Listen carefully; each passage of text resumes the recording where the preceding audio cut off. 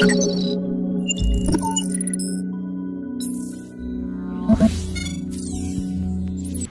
bagi masyarakat yang ketemu begal di jalan seperti kronologi tadi, agar mereka tidak membunuhnya itu bagaimana? Agar Jadi mereka tidak jadi korban. Karena di negara kita melakukan perbuatan main hakim sendiri kan dilarang. Karena itu juga melakukan suatu tindak pidana. Jadi harus lari lah gitu, tinggalkan motor. Jadi paling tidak kalau keluar malam jangan sendirian, ya berteman. Ya, apabila mau menuju jalan-jalan yang tahu jalan-jalan itu sepi, ya yang tidak berteman. Ya, jangan sendiri dan jangan membawa barang-barang yang berharga. Dan jangan sampai membunuh begal gitu. Ya dalam arti itu membunuh di negara kita kan dilarang, siapapun itu, karena dilindungi oleh hukum. Ya, siapapun walaupun dia sebagai pelaku. Dan begal jangan membunuh korban gitu. Nah, kalau itu beda, itu kan pelaku kejahatan.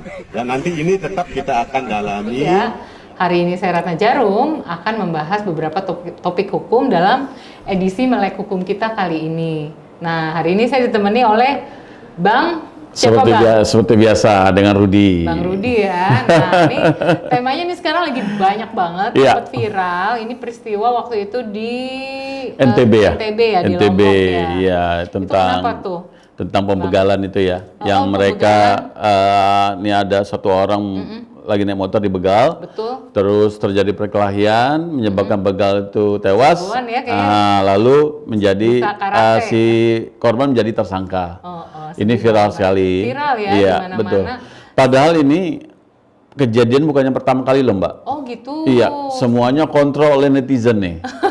Mata netizen di mana-mana ya. Iya. Jadi ini gimana nih? Kenapa kemarin sempat viral? Apa karena dia sempat ditahan ya? Jadi tersangka itu ya? Betul. Jadi kejadian kan ini di NTB ya, di Mataram. Jadi ada satu orang dibegal oleh 4 orang. Kebetulan si korban ini melawan, yang menyebabkan 2 orang si begal ini tewas karena perkelahian dengan senjata tajam.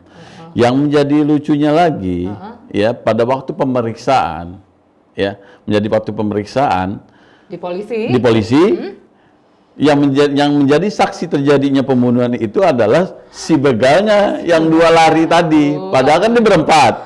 Terjadi perkelahian, 2 lari, yang 2 ini meninggal. Nah, yang 2 lari itu menjadi saksi terjadinya pembunuhan ini. Ini lucu sekali. Lagi ya. Itu memang sangat miris ya teman-teman viewers Kanal 3. Jadi memang kadang-kadang kita ini mesti waspada, padahal kita udah hati-hati maksudnya bela diri. Tapi apakah ada pasal hukum pembenar atau pemaaf dalam KUHP? Nanti kita bahas. Tapi balik lagi nih, peristiwa-peristiwa itu kadang-kadang juga di jalanan sering terjadi, Om. Pasti Mbak, karena apa? Ya kita. Kalau di jalanan gimana nih contohnya? Quote-unquote ya Mbak ya, polisi kita juga belum maksimal melindungi masyarakat, ya sehingga mau tidak mau, kita juga harus memproteksi diri kita sendiri ya. Seperti yang tadi kejadian itu, semua dimanapun aku rasa sih tidak ada ya orang yang mau mengalami hal seperti ini, ya musibah ini seperti itu. Nah, oleh karena itu pada kesempatan kali ini, ya kita juga mau menyoroti kenapa kok polisi melakukan kesalahan yang sama. Kenapa saya bilang hal kesalahan yang sama? Karena ini sebelumnya pernah terjadi Mbak di Kota Malang, yaitu ada 2 sejoli, ya itu juga viral dan akhirnya juga dibebaskan ya. Dulu di 2 sejoli sedang berpacaran, muda-mudi, lalu berpacaran, didatangi dipalak lah istilahnya, ya dimintakan uang oleh preman di sekitar situ, lalu si wanita akan diperkosa. Padahal pada saat itu mereka sudah menyerahkan barangnya, semuanya oke lah, asal jangan diapa-apain. Ternyata si begal ini juga tergiur nih dengan wanita ini. Lalu mau ingin memperkosa. Dengan kondisi seperti itu, si laki-laki berontak sehingga terjadi perkelahian menyebabkan si pemalak itu juga meninggal dunia. Miris ya. Miris sekali. Dan dia jadi tersangka juga. Untungnya masyarakat itu mengawal kasus ini sehingga terjadi viral, pemulihan nama baik dan akhirnya terjadi diskresi kepolisian membatalkan tuntutan, ya kan? Dan yang ini kenapa Jadi saya keluar bilang SP3 ya? keluar SP3 dan ini kok polisi tidak belajar dengan kasus seperti ini. Iya, benar. Memang ada pasal terjadinya seperti itu, memang ada pasalnya dan polisi wajib juga Iya benar. melakukan pemeriksaan dan Iya, hal wajib. ini Harus dong. harus. Sebagai Tetapi polisi juga harus feedback ke belakang. Betul, Ini kan sebab akibat. Kenapa ini terjadi seperti ini? Sehingga terjadi pembunuhan tersebut. Ini kan bukan kemauan. Iya memang Membela jadi, diri. melakukan penyidikan itu emang Iya. harus komprehensif, menyeluruh Betul. ya. Harus ada saksi, harus ada bukti Iya. gitu ya, nggak hanya mendengarkan keterangan dari tersangka Betul. gitu ya. Tapi di sini juga kita harus lihat nih dulu beberapa waktu yang lalu saya ingat tuh dulu peristiwa Ari Wibowo naik motor. Ingat nggak sih? Iya. Nah, dia nabrak karena ada orang yang kontraflow ya. Betul. Kebetulan ada CCTV di situ gitu loh. Ini artis Ari Wibowo ya yang mirip-mirip Om Rudi juga wajahnya. Nah, beliau akhirnya bebaskan. Gitu. Iya. Jadi kan memang nggak semua tempat wilayah itu dalam jangkauan atau CCTV ya Betul. yang ada di sekitar situ gitu loh. Jadi harusnya polisi penyidik harus lebih berhati-hati Dalam menerapkan pasal ya Mbak menerapkan ya. pasal karena memang apalagi peristiwa ini bisa kita lihat ya. Ini sebenarnya kalau dalam KUHP Om Rudi dan teman-teman viewers Kanal 3 itu ada yang namanya unsur pemaaf atau unsur pembenar ya. Jadi orang boleh membela dirinya dari serangan yang mengancam jiwanya, ya itu ada di pasal 49 ayat 1 KUHP ya.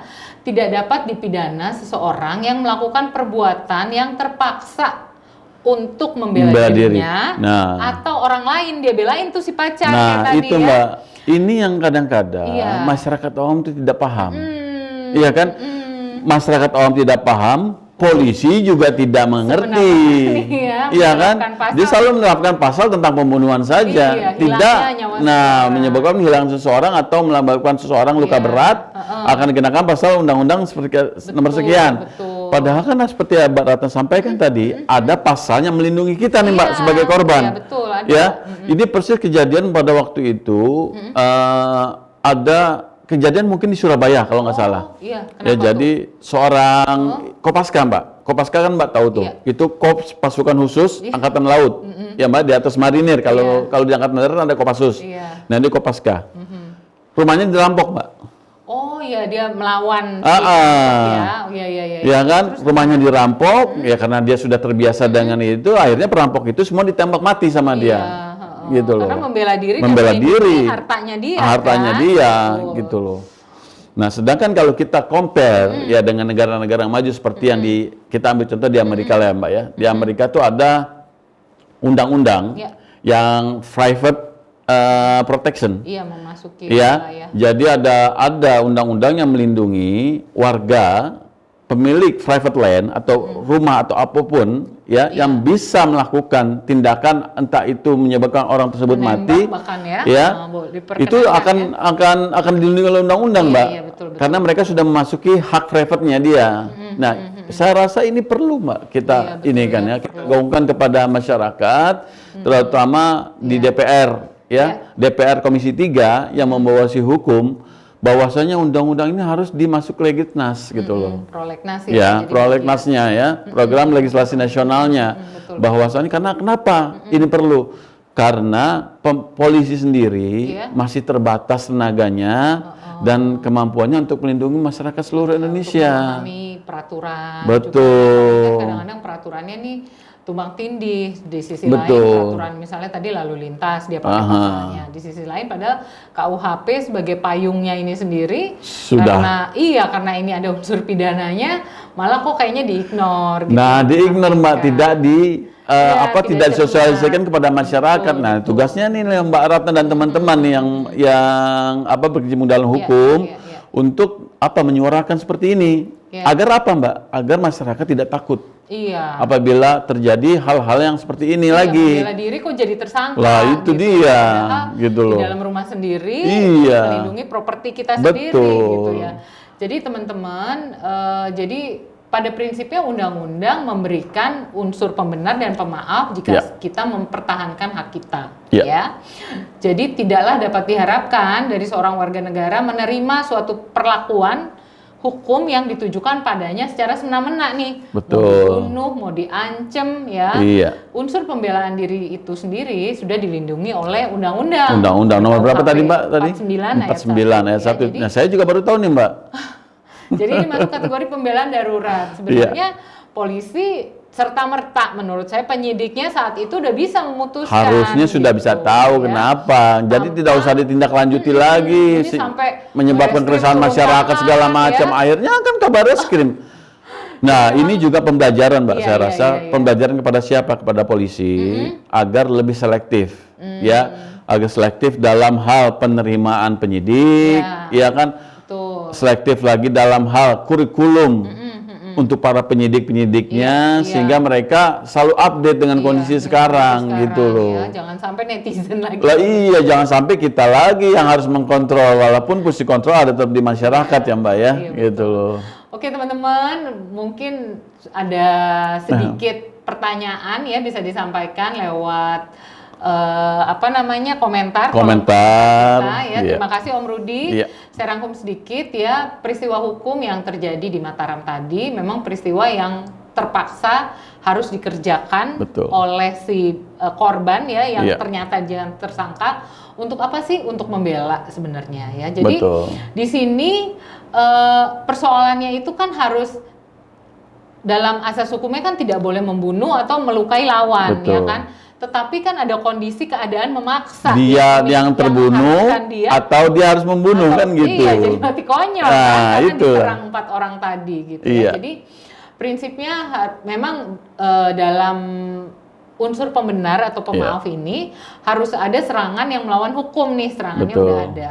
Berlaku seketika ya. Jadi di sini kita juga harus pahami kenapa sampai terjadi seperti itu, sebenarnya disayangkan sekali ya di era sekarang gitu ya. Memang kita juga lihat mungkin perlengkapan kepolisian yang kurang lengkap, masih kurang, ya, mungkin pengetahuan dari penyidiknya yang masih kurang mumpuni gitu ya. Itu yang tidak saya sampaikan Mbak, bahwasanya Polri itu harus berbenah dalam kurikulum penyidik-penyidiknya, sehingga selalu update. Jangan sampai peristiwa ini ya, kita berharap ya Om Rudi dan teman-teman viewers semua tidak terjadi di wilayah negara Indonesia manapun ya. Cukup itu aja dan bisa ada satu Mbak yang mau saya sampaikan pada viewer Kanal 3 nih Mbak. Boleh, apa yaitu jangan takut kita untuk melindungi diri pertama, kedua adalah harta pribadi kita, karena tadi seperti Mbak Ratna sampaikan bahwasannya kita juga sudah dilindungi oleh undang-undang ya Mbak ya. Tadi pasal 9 KUHP itu. Yang kedua bahwasannya menyangkut kembali dengan kita sebagai seorang muslim, melindungi hak pribadi kita adalah bagian dari jihad Mbak. Oh ini Pak Haji ya teman-teman ya, inilah kultum ya Pak Haji. Jadi kita itu bagian dari jihad Mbak. Wajib sifatnya. Apabila terjadi hal seperti tadi, kejadian si pelakunya adalah tewas, maka dia pasti masuk neraka. Sedangkan apabila kita, ya mohon jangan terjadi pada diri kita. Apabila pemilik harta yang tewas oleh si pelaku akan menjadi mati syahid. Oleh karena itu ini adalah bagian dari jihad hidup kita gitu Mbak. Ini tambahan aja sih, tambahan saja. Jadi tadi penerapan hukum Islam kayak gitu, tapi tadi yang saya sampaikan adalah ada unsur pembenar dan ada unsur pemaaf jika suatu peristiwa hukum yang mengancam keselamatan jiwa seseorang secara langsung ataupun tidak langsung, maka seorang tersebut tidak dapat dipidana, dan itu ada dalam pasal 49 ayat 1 KUHP. Oke, semoga informasi dari kami berdua bisa mencerahkan dan memberikan Anda sedikit pengetahuan. Selamat menyaksikan episode Melek Hukum selanjutnya. Jangan lupa untuk like, komen, dan subscribe. Bye!